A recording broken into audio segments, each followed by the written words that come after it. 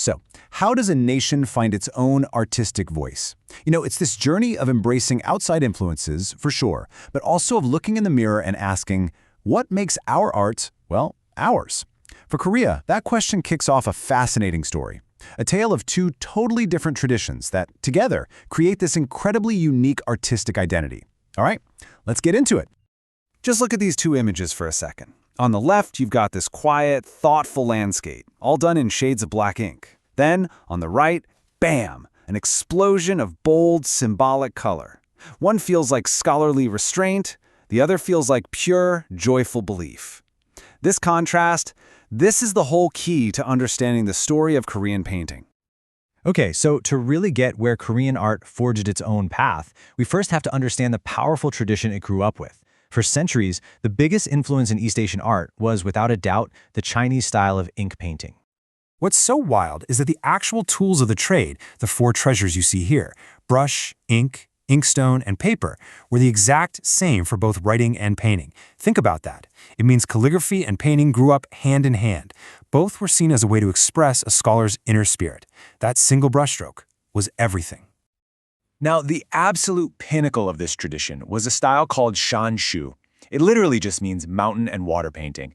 But here's the twist. This was not about painting a real place you could go visit. It was all about creating a perfect, ideal landscape straight from the imagination, a place that reflected deep philosophical ideas about cosmic balance and harmony. In a painting like this, you can really feel that shanshui ideal at work. The goal is not to be realistic. Nope. It's all about capturing the qi-yin, or the spirit resonance of the landscape. And the monochrome look? That was seen as the height of sophistication. Scholars believed that all the colors of the universe were already contained in the endless shades of black ink. They thought adding bright colors would just, well, cheapen it and limit your imagination.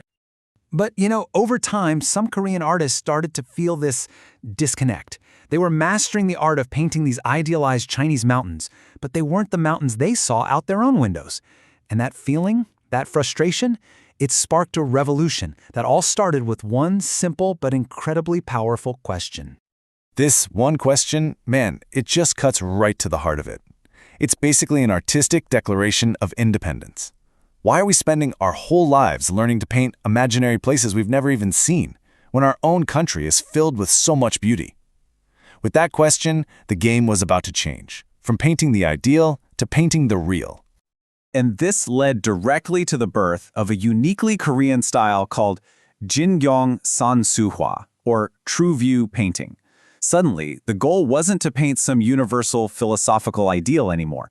It was to capture the specific feeling of the Korean landscape, its jagged peaks, its winding rivers, its own special kind of beauty. So, you had this trailblazing artist, Jung-Sun, who was a key figure here. He actually traveled his homeland, painting the famous mountains and rivers he saw with his own eyes. And for the very first time, people in Korea could look at a painting and say, hey, I know that place. I've been there. It created this incredible bond between art, the land, and a sense of national identity. But get this, while the scholars and the elite were busy redefining landscape painting, a completely different art tradition was absolutely thriving. This was the vibrant, colorful, and energetic world of folk art.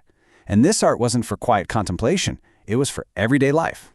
And the contrast, wow, it could not be more dramatic. While the scholars were all about monochrome subtlety as a form of moral self-improvement, folk art was like, let's use all the colors. It wasn't about restraint, it was about making daily life brighter and expressing powerful beliefs in a way that was direct, decorative, and for absolutely everyone. Now, this explosion of color wasn't just random, not at all. It was guided by a really specific color philosophy known as Obengsek, which means the 5 cardinal colors. These weren't just pretty pigments, they were packed with symbolic meaning, tied to the fundamental elements of the cosmos. Each of these 5 colors had a job to do. Blue represented the east, the element of wood, and the season of spring. Red was for the south, fire and summer. Yellow was the center, the earth itself. White stood for the west, metal and autumn. And black represented the north, water and winter. So using these colors wasn't just decorative, it was like weaving cosmic order and good fortune right into a painting. This colorful, symbolic worldview really found its most charming voice in a genre of painting known as minhwa. Minhwa literally means painting of the people. And that's exactly what it was. These paintings were usually made by anonymous artists, and they weren't made for museums. They were made for super practical reasons, to bring good luck, to wish someone a long life, to celebrate a wedding, or to protect a house from evil spirits. This was art with a purpose.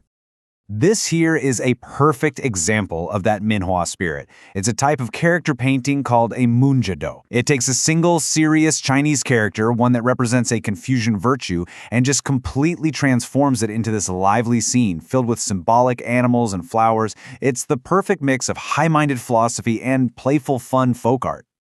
And the world of Minhwa is just so charming. Tigers were a huge subject, but they were almost never scary.